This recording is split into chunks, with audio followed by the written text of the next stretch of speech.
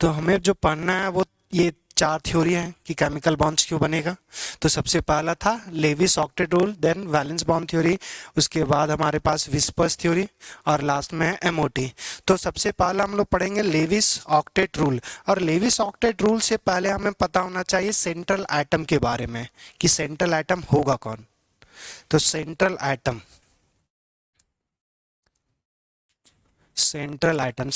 होता क्या है?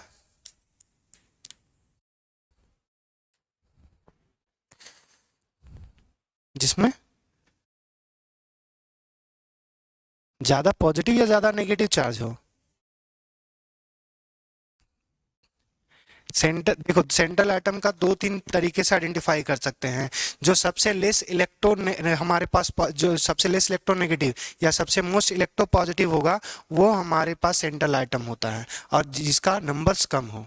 तो एक ही चीज नहीं, इलेक्ट्रो पॉजिटिव कोई दूसरा एटम भी हो सकता है मगर उसका नंबर भी कम हो, और दूसरा कि उससे बाकी जो एटम्स हो वो बॉन्डेड हो। ये तीन बातें। क्या कि वो सबसे लेस इलेक्ट्रो पॉजिटिव हो, सबसे लेस इलेक्ट्रोनेगेटिव होगा, मतलब मोस्ट इलेक्ट्रो पॉजिटिव होगा, वो उसके नंबर्स बहुत कम होंगे, और बाकी जो एटम होंगे उससे बॉन्डेड होंगे, और जो बॉन्डेड एटम होता है उसी को बोलते हैं सराउंडिंग एटम्स। जो जिससे जो जो सराउंडिंग एटम बॉन्डेड होता है, जिससे बॉन्डेड होता है उसको ही बात नहीं करे, जो सराउंडेड एटम्स होता है उसको बोलते हैं सराउंडिंग एटम्स। तो सेंट्रल एटम्स कौन होगा? The atom in a molecules, the atom in a molecule which have lowest electronegative or most electropositive. That the atom in a molecules which have lowest electronegative and most electropositive, having less number of atom, और क्या बोल सकते हैं, मोर bond. सोच रहे थे वो sentence तुम बोला उस भूल गए। Atom in the atom in a molecule which have lowest electronegative और मोस्ट इलेक्ट्रोपॉजिटिव, और यहाँ पे और having less number of atom, और एटम विच इज सराउंडेड या फिर which is bonded to, which is bonded to other atom,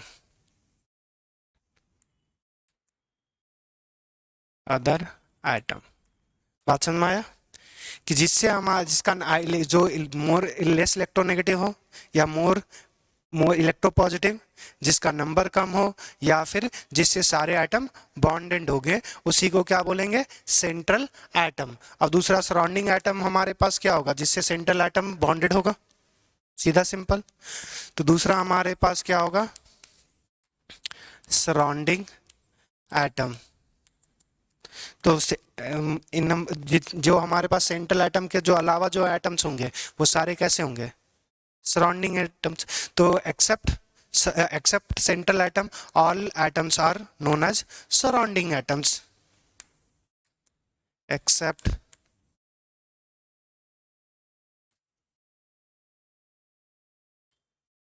central atom, all atom in a molecule is known as surrounding atom. अब यहां से एक छोटा सा बात ये याद रखना, हाइड्रोजन एंड फ्लोरीन, हाइड्रोजन और फ्लोरीन एक निहायत ही ऐसा मॉलिक्यूल है कभी भी सेंट्रल एटम हो ही नहीं सकता। हाइड्रोजन और फ्लोरीन किसी भी मॉलिक्यूल्स में हो, वो मॉलिक्यूल्स में ये हमेशा सराउंडिंग एटम होगा, सेंट्रल एटम नहीं होगा। बाकी बात जितने भी एटम्स हैं वो हमारे पास, हाँ इसमें भी वही बात करेंगे कि ग्रुप 18 वाले छोड़ करके, तो जितने भी एटम्स हैं वो सेंट्रल एटम हो सकते हैं, बस हाइड्रोजन और फ्लोरीन को छोड़ करके हमारे पास ये सारे एटम्स सेंट्रल एटम हो सकते हैं। बस हाइड्रोजन और fluorine can't be central atom, it is always surrounding atoms. क्या एच एफ मॉलिक्यूल्स की बात कर रहे हो? अगर दो लोग हैं तो दो लोगों में मेन कोई नहीं होता। अरे इसका नंबर भी सेम ही है, तो इसमें कोई सेंट्रल एटम नहीं, वो आपस में बॉन्ड बनाया हुआ है। ये तभी डिसाइड करते हैं सेंट्रल एटम जब एक दो से ज्यादा एटम्स हो, मॉलिक्यूल्स में दो से ज्यादा एटम्स हो, तब बात करते हैं सेंट्रल एटम। दो ही हो तो फिर उसमें दो, कोई बड़ा कोई छोटा नहीं मानते हैं, वो सिंगल बॉन्ड्स मानते हैं। हाँ, हाइड्रोजन सराउंडिंग एटम, तो वही तो लिखे हैं, हाइड्रोजन हाइड्रोजन कभी भी सेंट्रल एटम नहीं हो सकता। अरे यहां से देखो, ऑक्सीजन जो है वो वहां पे हम जो कंसिडर कर, देखो वहां पे दूसरा देखो, एक ही बात अप्लीकेबल हो को जरूरी, दूसरा यहाँ पे उस केस में क्या लग जाएगा, वाटर केस में जिसका नंबर सबसे कम हो।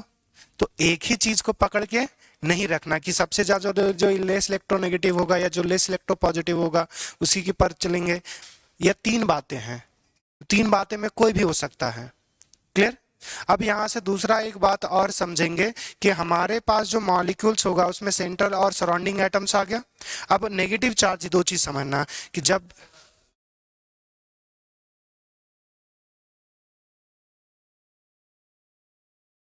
सेंट्रल देख ले, अगर ऐसा तुम मॉलिक्यूल चाहता है जिसमें सेंट्रल एटम हेलोजन हो, तो यहां से देखो IF7,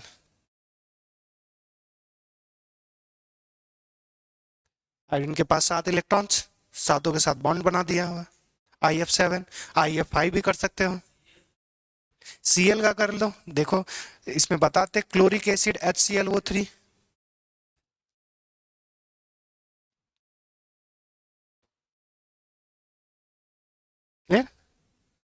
तो हमारे पास ये याद रखना, हाइड्रोजन और फ्लोरीन सेंट्रल एटम्स नहीं हो सकता। दो तीन बातें और याद रखना कि जब हमारे पास नेगेटिव चार्ज हो, जब मॉलिक्यूल्स के पास नेगेटिव चार्ज हो और ऑक्सीजन प्रेजेंट होगा, तो नेगेटिव चार्ज ऑक्सीजन पे ही होगा और एक ऑक्सीजन पे सिर्फ एक ही नेगेटिव आएगा। दूसरा, अगर ऑक्सीजन एब्सेंट है और मॉलिक्यूल्स पे नेगेटिव चार्ज है, तो नेगेटिव चार्ज सेंट्रल एटम पे होगा। दो बातें फिर से समझना कि कोई भी अगर मॉलिक्यूल्स है जिसमें नेगेटिव चार्ज है और मॉलिक्यूल के पास ऑक्सीजन है, तो नेगेटिव चार्ज ऑक्सीजन पे, और एक ऑक्सीजन पे कितना नेगेटिव, एक ही नेगेटिव। दूसरी बात, अगर ऑक्सीजन एब्सेंट है सेंट्रल एटम में और नेगेटिव है मॉलिक्यूल्स में, तो उसमें नेगेटिव चार्ज किस पे होगा, सेंट्रल एटम पे। यही बातें आपको याद रखनी है। तो यहाँ पे नोट पॉइंट्स इसी, अच्छा यहीं पे जगह अगर होगा तो लास्ट में ही कंटिन्यू करते हैं।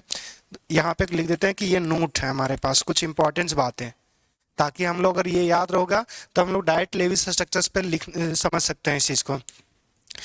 इसको हम मान लेते हैं first point. Second point, if negative is present in a molecule, then हमारे पास then if oxygen is present, if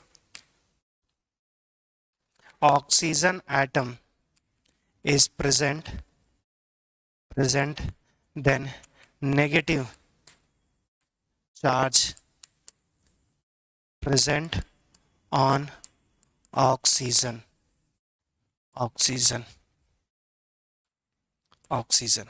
clear? अब ये याद रखना, अब ये तुम्हें याद रखना पड़ेगा कि जो ऑक्सीजन पे एक ही, क्योंकि ऑक्सीजन के पास कितना है इलेक्ट्रॉन, 6। अगर एक नेगेटिव आएगा मतलब हमारे पास एक इलेक्ट्रॉन 7 हो जाएगा। अगर दूसरा इलेक्ट्रॉन भी दे दोगे तो 8 इलेक्ट्रॉन हो जाएगा। अगर 8 इलेक्ट्रॉन होगा तो फिर बॉन्ड ही क्या बनाएगा। इसी वजह से एक जो नेगेटिव होगा, अगर नेगेटिव ऑक्सीजन पे दोगे तो एक ही नेगेटिव देना है, दो नेगेटिव नहीं देना, क्योंकि दूसरा नेगेटिव दोगे तब तो हमारे, अगर दूसरा नेगेटिव दे दोगे तो फिर बॉन्ड की क्या बनाएगा। तो इसीलिए एक ऑक्सीजन अगर बॉन्डेड है तो अगर ऑक्सीजन वहां पे सराउंडिंग एटम है तो ऑक्सीजन सिर्फ एक ही इलेक्ट्रॉन लेता है। दूसरा कि if oxygen atom is absent then negative charge is on central atom। अब इसका एक एग्जांपल कर लेते हैं, ज्यादा समझ में आएगा। तो अगर हमारे पास इतनी बातें हमने लिखा तो इसमें देखना, पहला जो लेते हैं नेगेटिव चार्ज का, कार्बोनेट का नाम सुने हो, कार्बोनेट पे दो नेगेटिव, दो नेगेटिव मतलब हमारे पास दो नेगेटिव है तो दो ऑक्सीजन पे आएगा, ऑक्सीजन हमारे पास है ना दो, तो तीन है। तो इसमें क्या होता है कि जैसे अगर हमारे पास ये दो डबल बॉन्ड हो गया, एक ऑक्सीजन पे नेगेटिव दूसरे ऑक्सीजन पे नेगेटिव, कार्बन चार बॉन्ड बनाया था बना लिया। दूसरा सल्फेट की बात करो, SO4 2 माइनस, तो दो दो माइनस है तो दो ऑक्सीजन पे क्या होगा, एक नेगेटिव, बाकी जो ऑक्सीजन होगा दो बॉन्ड्स बनाया हुआ, एक ऑक्सीजन पे नेगेटिव दूसरे ऑक्सीजन पे नेगेटिव। अब बात करते हैं कि ये तो समझ में आ गया कि अगर नेगेटिव है तो ऑक्सीजन पे नेगेटिव आएगा। और अगर जब हम बात करते हैं जब हमारे पास मॉलिक्यूल्स के पास नेगेटिव ना हो, ऑक्सीजन ना हो और नेगेटिव हो, तो जैसे देखो N3 माइनस, अब यहाँ पे कोई सराउंडिंग एटम्स, दो तो नाइट्रोजन सराउंडिंग होगा, तो यहाँ पे ऑक्सीजन नहीं है, ऑक्सीजन नहीं है तो जो एटम होता है वो नाइट्रोजन पे ही आ जाएगा इलेक्ट्रॉन। तो नाइट्रोजन के पास कितने वैलेंस इलेक्ट्रॉन, 5, और अब कितने हो जाएंगे, 6। तो अगर 6 होगा तो नाइट्रोजन से एक साइड से 3 बॉन्ड से कनेक्टेड होगा, तो 3 इलेक्ट्रॉन्स यहाँ पे यूज किया। इधर हमारे पास नाइट्रोजन होगा और यहाँ पे एक बॉन्ड बनाया होगा, और यहाँ पे 3, यहाँ पे एक 4 हो जाएगा, और 2 इलेक्ट्रॉन 5 और 6, नहीं इसमें हमारे पास 5 ही बॉन्ड बनाएंगे। 6 एक मिनट रुक जाना, नहीं इसका ये N3, एक मिनट रुक जाना,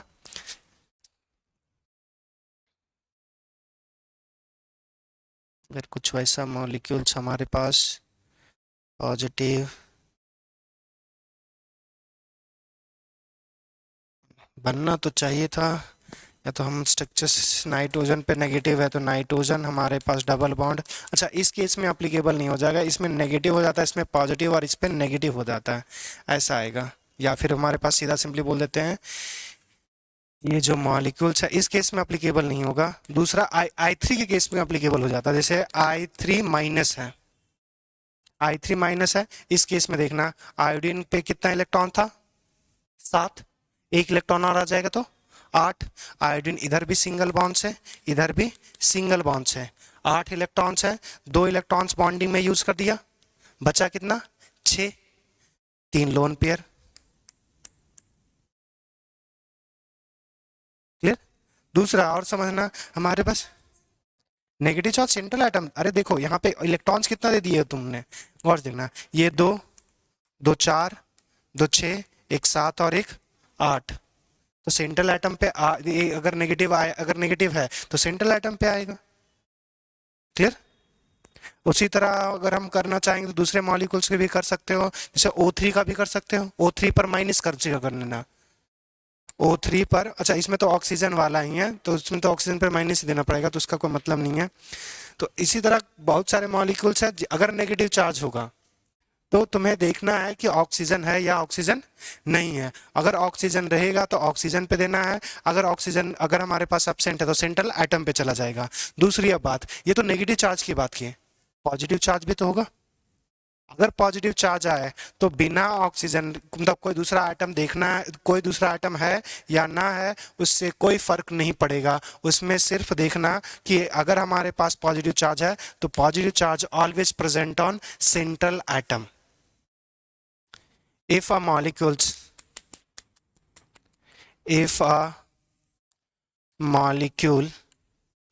contain positive charge,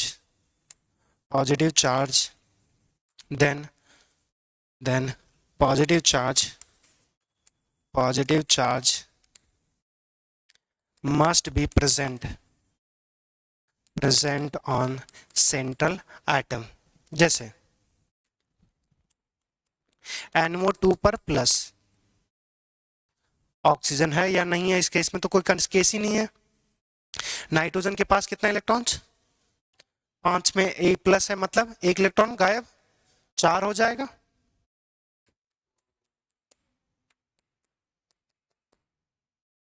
दो इधर इलेक्ट्रॉन, दो इधर इलेक्ट्रॉन, तो हमारे पास यहां पे सीधा सिंपली हम बोल सकते हैं कि 4 इलेक्ट्रॉन्स खत्म।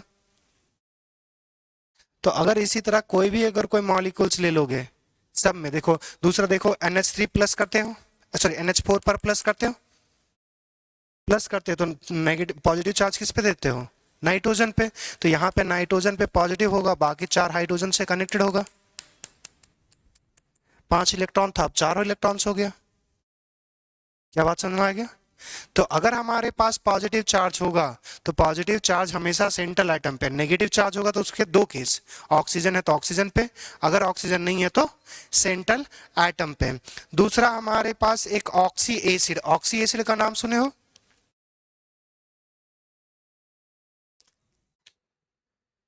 ऑक्सी एसिड मतलब जिसमें हमारे पास जो बॉन्ड्स होगा उसमें OH होगा। नॉन मेटल के, देखो ऑक्साइड्स ऑफ मेटल, एसिड और बेस, बेस, और oxides of non metal, acid. Clear? तो यहाँ पे जो ऑक्साइड और हाइड्रोक्साइड दोनों बोलते हैं, तो ऑक्साइड और हाइड्रोक्साइड जो होगा वो हमारे पास, और मेटल का लोगे तो वो बेस बनाएगा, और नॉन मेटल का लोगे तो एसिड बनाएगा। यहां से बस इतनी चीज जानना। तो जब मेटल का जो हमारे पास हाइड्रोक्साइड होता है उसी को, सॉरी नॉन मेटल का जो हाइड्रोक्साइड होता है उसी को बोलते हैं ऑक्सी एसिड। हाइड्रोक्साइड है, hydroxide of non metal are non as oxy acid. क्योंकि मेटल का ऑक्साइड कैसा, नॉन मेटल का ऑक्साइड और हाइड्रोक्साइड कैसा होगा, एसिडिक, तो उसी चीज को बोल देते हैं ऑक्सी एसिड। अब इस चीज को थोड़ा सा समझना, जैसे अगर हम बात करेंगे H2SO4, H2SO4, तो इसका जब स्ट्रक्चर्स करते हो तो S double bond O, OH, OH है, तो ये हमारे पास क्या हो गया, हाइड्रोक्सी हो गया। तो हाइड्रोक्सी ऑफ नॉन मेटल जो होगा वो ऑक्सी एसिड कहलाएगा। तो ये सल्फर का ऑक्सी एसिड है। फास्फोरस का अगर देखना चाहोगे तो जो लिखते हो H3PO4, तो इस केस में करते हो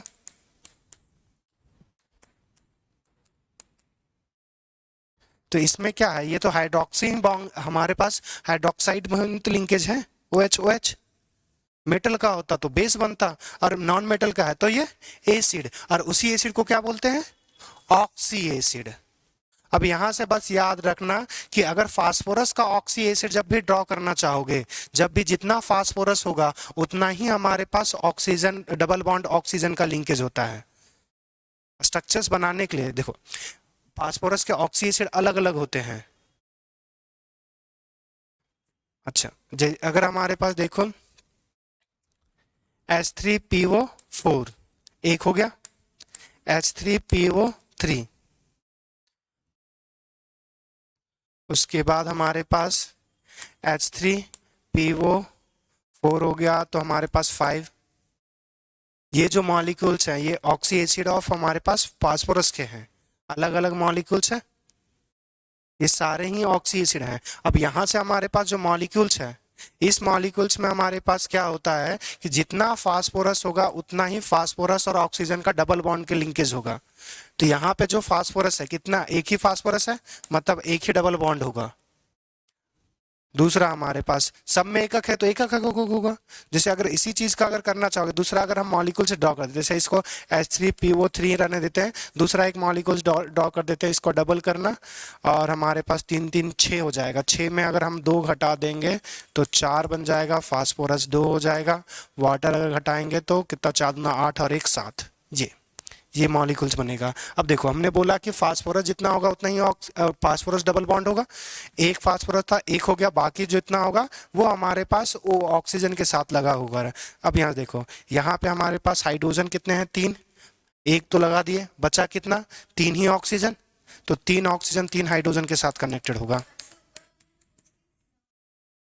नहीं, अरे जो फॉर्मूला बनाए सोच समझ के बनाए। आगे हम बताएंगे कि ये जो ऑक्सी एसिड का नाम कैसे लिखते हैं, पैटर्न क्या होता है, वो आगे बताएंगे। इसमें क्या होता है कि ये हमारे पास शायद बनेगा हाइपोडाइफास्फोरिक एसिड, इसको इससे बोलते हैं। इसका स्ट्रक्चर्स लिखने के लिए ऑक्सीडेशन नंबर तुम लोग में बताया होगा ना रेडॉक्स में। चलो अगर नहीं याद है तो फिलहाल अभी देख लो। इसका शॉर्टकट देखो, यहाँ से क्या होगा कि जैसे यहाँ पे ऑक्सीडेशन नंबर निकालना, सबसे पहले तो निकालने का तरीका, यहाँ पे 4+ और यहाँ पे 14, 10 आ गया। 10 को 2 से डिवाइड करोगे तो 5। फास्फोरस का मैक्सिमम ऑक्सीडेशन कितना होता है, 5। तो अगर 5 है तो जब फास्फोरस का मैक्सिमम लिंक अगर बॉन्डिंग होगा, सॉरी ऑक्सीडेशन स्टेट होगा, तो P डबल बॉन्ड O, यहाँ पे O, फिर डबल बॉन्ड O, ऐसा लिंकेज होगा। अब बचा कितना ऑक्सीजन, 3 खत्म हो गया तो बचा 4। 4 में 2 इसके पास होगा, 2 इसके पास होगा। अब बचा हाइड्रोजन 4, ये बनेगा स्ट्रक्चर्स। इसका लिखने का तरीका होगा ऑक्सीडेशन नंबर पे बेस होगा, तो आएंगे इस पे तब डिटेल डिस्कशन करेंगे। क्लियर। अभी क्या है, सीधा सिंपली एक बात जो बतानी थी कि जितना हमारे पास अगर फास्फोरस होगा उतना फास्फोरस ऑक्सीजन का डबल बॉन्डेड होगा। अगर ये याद रखना चाहते हैं तो रख सकते हैं, वरना कोई जरूरी है नहीं। क्लियर। अगर दूसरा एक और, अगर तुम यहीं पे अगर हम खत्म कर दे दें कि हमारे पास different type of oxy acid, तो रुक जाओ, एक पैटर्न होता है ऑक्सी एसिड लिखने का। जैसे अगर फास्फोरस का ऑक्सी एसिड है, सल्फर का भी ऑक्सी एसिड होगा, क्लोरीन का भी ऑक्सी एसिड होगा, तो सबका एक पैटर्न होता है ऑक्सी एसिड का नाम लिखने का। तो एक चार्ट है, उस चार्ट को थोड़ा सा देखना। यहीं पे खत्म करते हैं। हेडिंग लिख देते हैं हमारे पास, naming of oxy acid. Naming of oxy acid, किसी भी ऑक्सी एसिड का नाम कैसे लिखेंगे वो थोड़ा सा देखना। तो इस केस में सबसे पहला हमारे पास जो आएगा वो देखते जाना। एक हमारे पास इक एसिड होता है, इक समझ में आता है। इक जब यूज करते हैं, जैसे देखो फास्फोरिक एसिड, सल्फ्यूरिक एसिड, तो इक लगा हुआ है, तो वो तब यूज करते हैं जब उसका जो जिस ऑक्सीडेशन में हो वो मैक्सिमम हो। मैक्सिमम जब ऑक्सीडेशन होता है तो उसके लिए इक यूज करते हैं। नाइट्रिक एसिड, इक लगा हुआ है। नाइट्रस एसिड मैक्सिमम से कम हो गया तो अस एसिड लग जाता है। तो अगर हमारे पास कोई भी मॉलिक्यूल होगा जिसमें इक एसिड होगा, उसके बाद फिर हमारे पास एक ऑक्सीजन हटाते हैं तो अस एसिड बनता है, और उससे अगर हमारे पास एक और ऑक्सीजन हटा देंगे तो हाइपो एसिड बनेगा। और नेक्स्ट जो हमारे पास होगा उसमें हमारे पास पर एसिड बनता है, और दूसरा फिर यहाँ पे मेटा बनेगा, और यहाँ पे पायरो में एक और ऑक्सीजन कर देंगे तो हमारे पास जो बनेगा वो पर ऑक्सीडाइक, और यहाँ से एक हटाएंगे हमारे पास यहाँ से।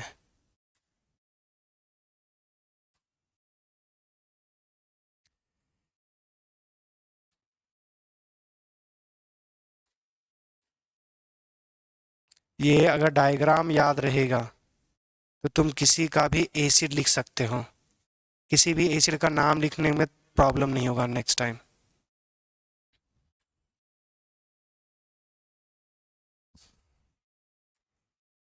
तो किसी भी तुम्हारे पास जैसे कोई भी अगर रहेगा तो उसका एक एसिड तुमको पता होगा मैक्सिमम।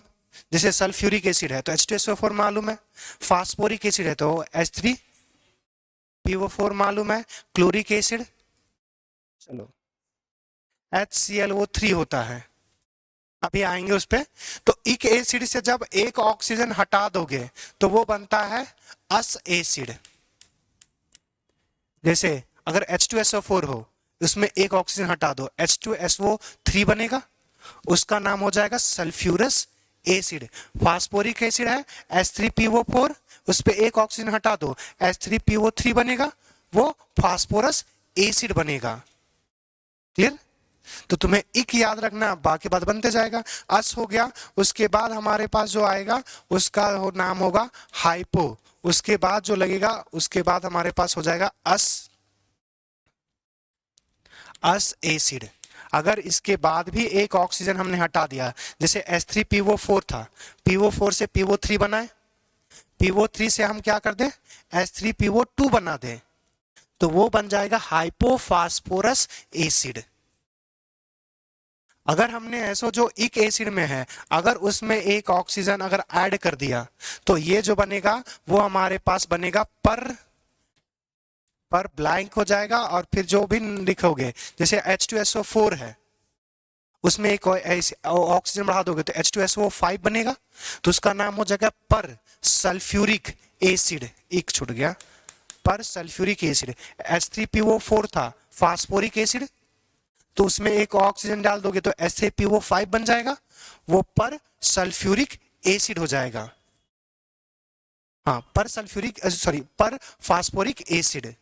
अब यहां से दूसरा याद रखना कि यहां पे जो मॉलिक्यूल्स दिया रहेगा, मॉलिक्यूल दिया रहेगा, इस मॉलिक्यूलर फॉर्मूले को 2 टाइम्स करना है। सॉरी, यहाँ पे इधर रुक जा, यहाँ पे जो आना है वो मॉलिक्यूलर फॉर्मूला जो दिया हुआ उसको 2 टाइम्स करना है और माइनस वाटर कर देना है।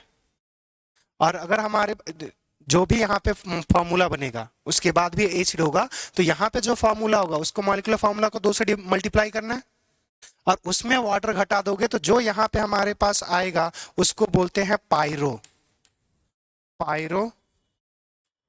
डाई ब्लैंक इक एसिड। और इसमें भी अगर हमने एक ऑक्सीजन हटा दिया तो, सॉरी, एक ऑक्सीजन बढ़ा दिया, तो ये बन जाएगा पर ऑक्सी डाई ब्लैंक इक एसिड। इसमें भरेंगे, उसके बाद ज्यादा क्लियर हो जाएगा। इसके बाद अगर हमारे पास यहाँ पे एक ऑक्सीजन घटा देंगे तो ये हमारे पास बनेगा हाइपो डाई ब्लैंक इक एसिड। और लास्ट यहाँ पे आ जाएगा कि जो मॉलिक्यूलर फार्मूला है, मॉलिक्यूलर फार्मूले को 2 से नहीं, सिर्फ मॉलिक्यूलर फार्मूला में अगर वाटर अगर हम हटा दें और वहां से जो एसिड बनेगा उसको बोलते हैं मेटाइक एसिड। अब यहां से बात समझना कि किसी एक मॉलिक्यूल्स को हम लोग फिट करते हैं, ये जनरल चार्ट है, पहले ये क्लियर। तो जैसे अगर हमारे पास किसी में भी स्लाइड चेंज कर रहे हैं,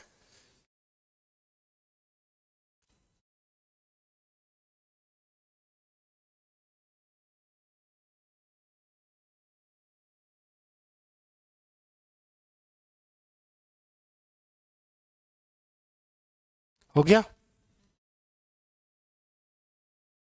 चलो, यहां से समझना, हमारे पास जैसे देखो, एक चीज याद रखना कि जब भी एक एसिड लिखा रहे तो उस केस में जो ऑक्सीडेशन नंबर होता है, एक एसिड लिखा हुआ है, किसी का नाम भी एक एसिड है, तो उस केस में जो ऑक्सीडेशन नंबर होगा वो होता है, वो मैक्सिमम होगा। और जब हमारे पास अस एसिड लिखा होता है तो जो ऑक्सीडेशन नंबर होगा यहाँ पे इक्वल टू आएगा, ऑक्सीडेशन नंबर जो होगा वो मैक्सिमम के बराबर होगा। और जब अस एसिड लिखा होता है तो ऑक्सीडेशन नंबर जो होगा वो मैक्सिमम से हमारे पास कम होता है। इतनी चीजें याद रहेगी। मगर यहां से याद रखना कि जब हम हाइड्रोजन्स की बात करते हैं, इन केस ऑफ हाइड्रोजन या इन केस ऑफ हाइड्रोजन के केस में बात करेंगे तो या ऑक्सी एसिड ऑफ हाइड्रोजन्स की बात करेंगे, तो ऑक्सीजन जो हाइड्रोजन्स का मैक्सिमम ऑक्सीडेशन नंबर कितना होगा? +7। जितने इलेक्ट्रॉन है उतना ही लॉस करेगा ना, तो 7 इलेक्ट्रॉन है, 7 का 7 लॉस कर दिया तो +7 तक जाएगा।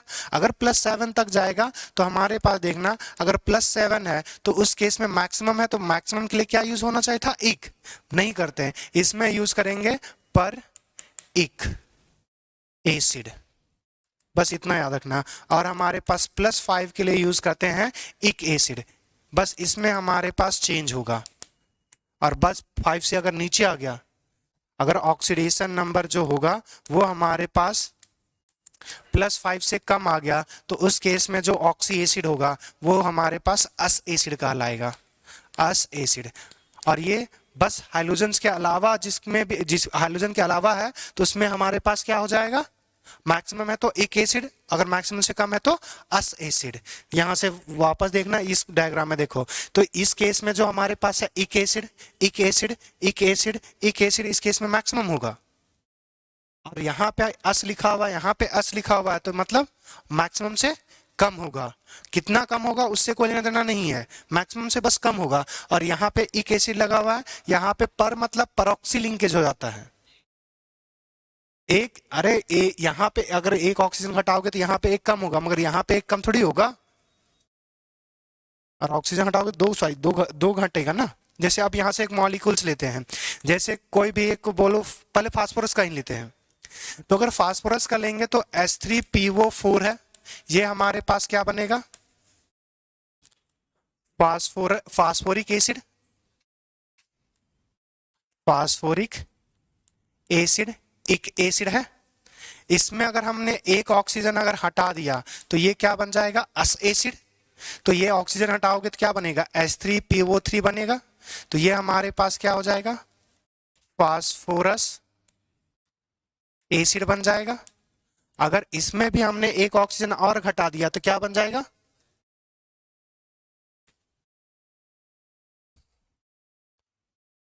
हमारे पास यहां से भी एक ऑक्सीजन अगर हमने घटा दिया तो ये बन जाएगा H3PO2। ये क्या बन जाएगा, हाइपो फास्फोरस एसिड।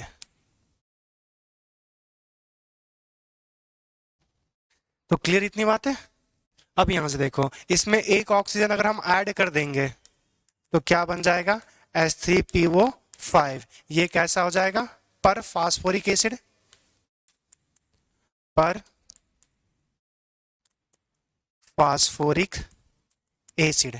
अब दूसरा, एक एसिड से हमने क्या किया था, मॉलिक्यूलर फार्मूला 2 कर दो और हमारे पास वाटर निकाल दो। तो मॉलिक्यूलर फार्मूला 2 करोगे तो H3 की जगह H6 हो जाएगा, P2 हो जाएगा, O8 आ जाएगा, और इसमें वाटर घटा दोगे तो यहाँ पे जो मॉलिक्यूलर फार्मूला आ जाएगा वो क्या आएगा, देखना हमारे पास H6 में 2 हाइड्रोजन घटा दोगे तो बनेगा क्या, H4।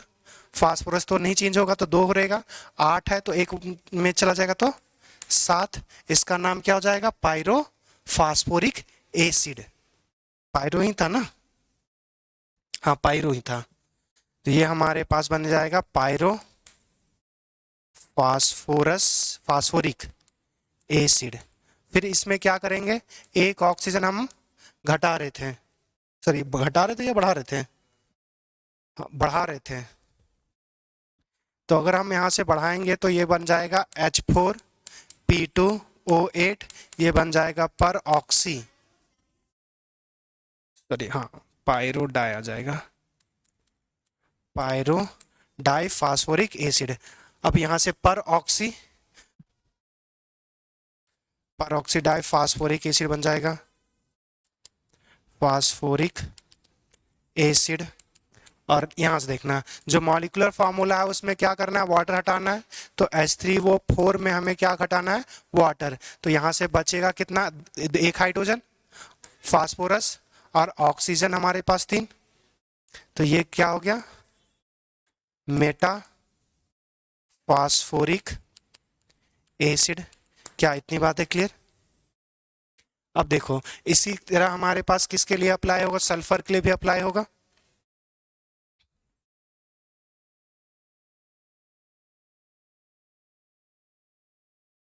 तो अगर हम सल्फर के लिए अप्लाई करना चाहेंगे, H2SO4 सल्फ्यूरिक एसिड, इसमें HClO3 को सल्फ्यूरिक एसिड आएंगे, भी रुक जाना, अरे क्लोरिक एसिड। यहां से देखना, यहां पे एक ऑक्सीजन घटाएंगे तो यहां से हमारे पास बनेगा H2SO3, ये हो जाएगा सल्फ्यूरस एसिड। गौर से देख लेना, यहाँ पे निकालोगे ऑक्सीडेशन नंबर +5, यहाँ निकालो 3 दूना 6, 6 में 2 गया तो 4, +4 आ गया। तो 6 से कम हो गया तो +4 हो गया, तो 6 से अगर कम है तो अस एसिड हो जाएगा। इसमें फिर से हमारे पास एक ऑक्सीजन और घटाओगे तो ये बन जाएगा H2SO2 बन जाएगा। ये हमारे पास हो जाएगा हाइपोफॉस्फोरस, सॉरी सल्फोरस एसिड।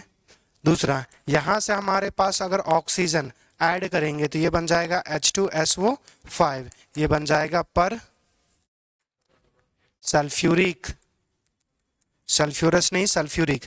दूसरा, अब यहां से देखो, यहां पे हमारे पास क्या है, इससे वाटर घटाओगे तो बचेगा ही नहीं हाइड्रोजन। अगर हाइड्रोजन बचेगा नहीं तो इसका मेटाफॉस्फोरिक एसिड नहीं होता। अरे H2 हाइड्रोजन बचा, एसिड होने के लिए हमारे पास क्या होना चाहिए, वो H+ रिलीज करना चाहिए। अगर हाइड्रोजन रहेगा तब ना। तो इस मॉलिक्यूलर फार्मूला में अगर वाटर हटा दोगे तो ये बच जाएगा हमारे पास सिर्फ SO3। अगर SO3 बनेगा तो वो सल्फ्यूरिक एसिड, जो मेटा सल्फ्यूरिक एसिड नहीं है। तो जिस केस में नहीं बनता उसमें सल्फ्यूरिक एसिड को ही मेटा बोल दिया जाता है। तो मेटा सल्फ्यूरिक एसिड दिया रहे तो सल्फ्यूरिक एसिड ही मेटा सल्फ्यूरिक एसिड है। दूसरा, आप यहां से देखना, मॉलिक्यूलर फार्मूला में वाटर घटाएंगे, सॉरी दो मॉलिक्यूलर फार्मूला इंटू 2। तो अगर यहां से 2 दूना 4 होगा, 4 में 2 वाटर चला जाएगा तो फिर वाटर में 2 हाइड्रोजन घटेगा, 2 सल्फर हमारे पास 2 हो जाएगा, ऑक्सीजन 4 दूना 8 और 1 7 ना होगा रे, डबल करोगे 8 होगा, 8 में ऑक्सीजन घटाओगे तो 7 बन जाएगा। तो इसका नाम क्या हो जाएगा, pyro di sulphuric acid, di sulphuric acid. फिर इसमें हमारे पास ऑक्सीजन हम क्या करेंगे, ऐड करेंगे, तो ये हमारे पास H2S2O8 बन जाएगा। फिर ये बन जाएगा, स्पेस लिखते रहना है। अब इसमें फिर हमारे पास एक क्या कर सकते हो, अच्छा इसमें भी एक आगे बढ़ता ना, इसमें एक ऑक्सीजन घटाते हैं। अगर इसमें एक ऑक्सीजन घटाओगे तो ये बनेगा H4P2O6 बनेगा। और इसका नाम हमारे पास क्या था, हाइपो डाई फास्फोरिक एसिड। तो इसमें अगर हम एक ऑक्सीजन घटाएंगे तो ये क्या बन जाएगा, H2S2O6 कर सकते हो। अब यहाँ पे क्लोरीन वाले पे आते हैं। क्लोरीन वाले पे हमने क्या बोला कि पर जब +5 होगा तो उसके लिए क्या यूज करेंगे, इक एसिड।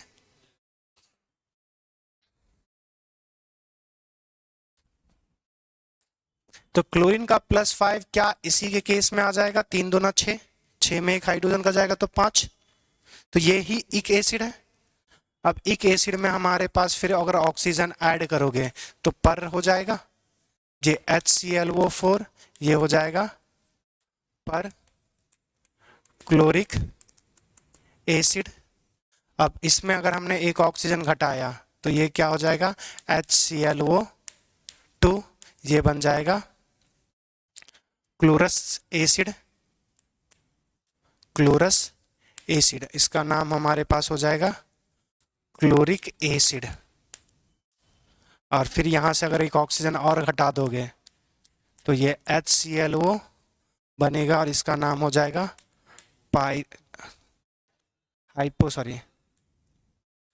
पायरो नहीं, हाइपो था ना, बार बार पायरो लिखना है, हाइपो क्लोरस एसिड इसी तरह बना सकते हो। इसके बाद फिर मॉलिक्यूलर फार्मूला 2 टाइम्स करेंगे, वाटर घटाएंगे। क्या मॉलिक्यूलर फार्मूला 2 करोगे तो फिर दो वाटर वही, तो इसका हमारे पास कोई भी आगे नहीं बनेगा, इसमें भी तो वाटर हटने के लिए कुछ है नहीं, तो इसके आगे कोई सीक्वेंस नहीं बनेगा। तो सिर्फ जो हैलोजन के केस में यही बनेगा। हाँ क्या,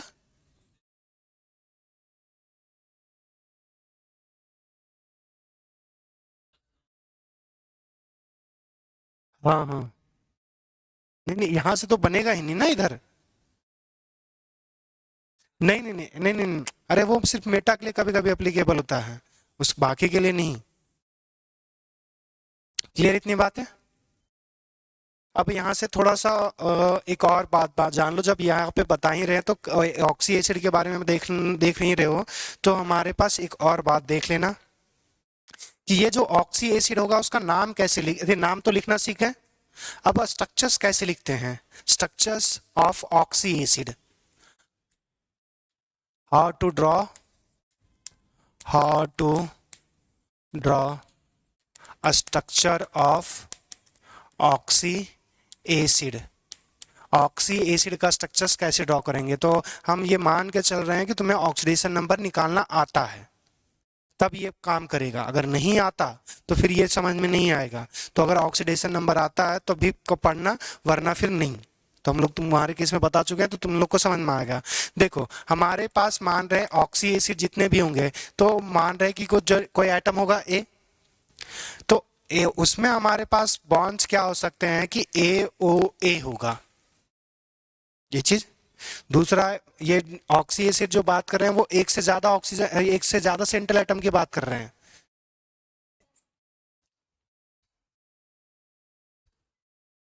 इस सब के केस में है एक से ज्यादा सेंट्रल एटम है, दो दो सल्फर। तो इस केस में हम बात कर रहे हैं, तो जब एक से ज्यादा हमारे पास सेंट्रल एटम हो, तो उस केस में हम बात कर रहे हैं कि हमारे पास जो कैसे ऑक्सी एसिड, और यहाँ पे लिखने का जो oxy acid and oxides of non metal, क्या चीज,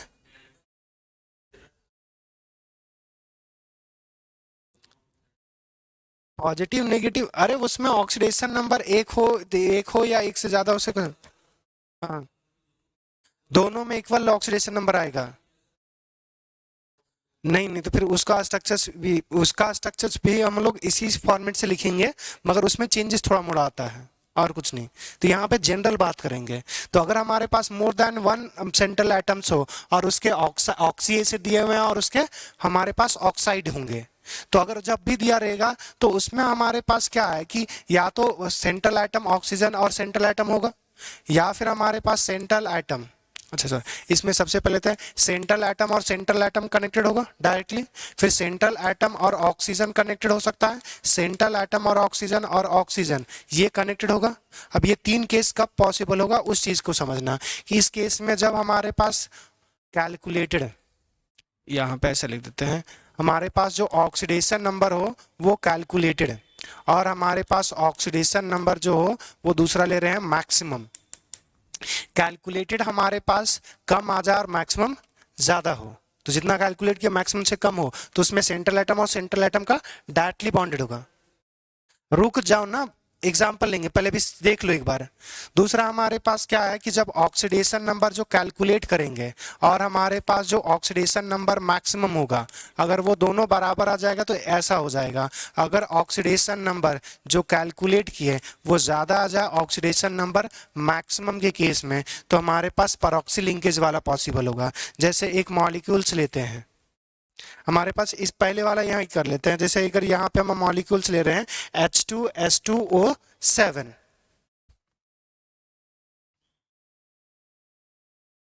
हमारे पास है H2H2O7। अब यहाँ से देखें, इसमें हमारे पास सेंट्रल एटम दो दिख रहा है। अगर दो दिख रहा है तो यहाँ पे ऑक्सीजन देखना। अब यहाँ ऑक्सीडेशन नंबर निकालो, 7 2 जा 14, 14 में दो जाओगे तो 6, 14 to 12, 12 को 2 से डिवाइड करोगे 6 आएगा, तो यहाँ पे +6 ऑक्सीडेशन है। सल्फर का मैक्सिमम ऑक्सीडेशन नंबर +6 होता है। अगर +6 होगा तो ये कंडीशन को फॉलो करेगा। तो इसका जब स्ट्रक्चर्स बनाओगे तो यहाँ पे हमारे पास क्या होगा, सल्फर, हमारे पास सल्फर, ऑक्सीजन और सल्फर हो जाएगा। अब सल्फर के पास 6 इलेक्ट्रॉन्स होते हैं, एक बॉन्ड हमारे पास खत्म, और 7 ऑक्सीजन में कितना बचा अब हमारे पास 6 ऑक्सीजन। तो 6 ऑक्सीजन हमारे पास, 6 ऑक्सीजन है तो 3 ऑक्सीजन इसको, 3 ऑक्सीजन इसको मिलेगा, और 3 ऑक्सीजन के लिए हाइड्रोजन कितना है 2, तो 2 OH बॉन्ड होगा। अगर 2 OH बॉन्ड होगा तो मतलब हमारे पास एक OH यहाँ पे होगा और एक OH सिमेट्रिकल डिस्ट्रीब्यूशन करना है। तो हमारे पास 6 ऑक्सीजन बचा हुआ था, एक ऑक्सीजन दोनों साइड दे दिए, दोनों हाइड्रोजन भी खत्म, बचा हुआ दोनों ऑक्सीजन डबल बॉन्ड से कनेक्ट कर दो। क्या देखो मॉलिक्यूलर फार्मूला बन गया। दूसरा देखना, Cl2O7 ऑक्साइड का एग्जाम्पल ले रहे हैं। इस केस में हमारे पास निकालना ऑक्सीडेशन नंबर, 7 2 जा 14, 14 को 2 से डिवाइड करोगे तो 7 ही आएगा, मैक्सिमम ही है। क्लोरीन, क्लोरीन के बीच ऑक्सीजन आएगा, 7 में बचा आप कितना 6, तो 3 उसको दे दो और ऑक्सीजन डबल बॉन्ड से कनेक्टेड होगा। क्लियर? अगर हमारे पास यही स्ट्रक्चर, अगर यही मॉलिक्यूलर फॉर्मूला रहे और हमारे पास Cl2O7 के जगह अगर Cl2O5 लिखे, सॉरी, हमारे पास Cl2O6 लिखा रहे, तो यहाँ पे 6 दूना 12, 12 को 2 से डिवाइड करोगे 6 आएगा, कैलकुलेटेड से मैक्सिमम से कम, कम है तो ये क्लोरीन और क्लोरीन का डायरेक्ट बॉन्ड हो जाएगा।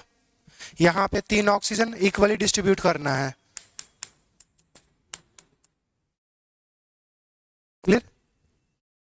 दूसरा और देखो, अगर हमारे पास यही मॉलिक्यूल्स है H2S2O8, अब यहां से देखना, यहां पे ऑक्सीडेशन नंबर निकालना, 8 दूना 16, 16 में 2 गया तो 14, 14 को 2 से +7, ये जो निकाल दिए ऑक्सीडेशन नंबर वो +7 है, मैक्सिमम से क्या है ज्यादा, तो सल्फर, ऑक्सीजन, ऑक्सीजन, सल्फर। अब कितना बचा हमारे पास, 2 खत्म हो गया, 6 बच गया, तो 3 हमारे पास इधर होगा। अब यहाँ पे एक OH वाला भी है, हाइड्रोजन है, तो इसको OH बॉन्ड से कनेक्ट कर देंगे। मॉलिक्यूलर फॉर्मूला वो देखो फॉलो कर रहा है, क्या बात समझ में आया? तो ये तरीका हमारे पास यूज करते हैं।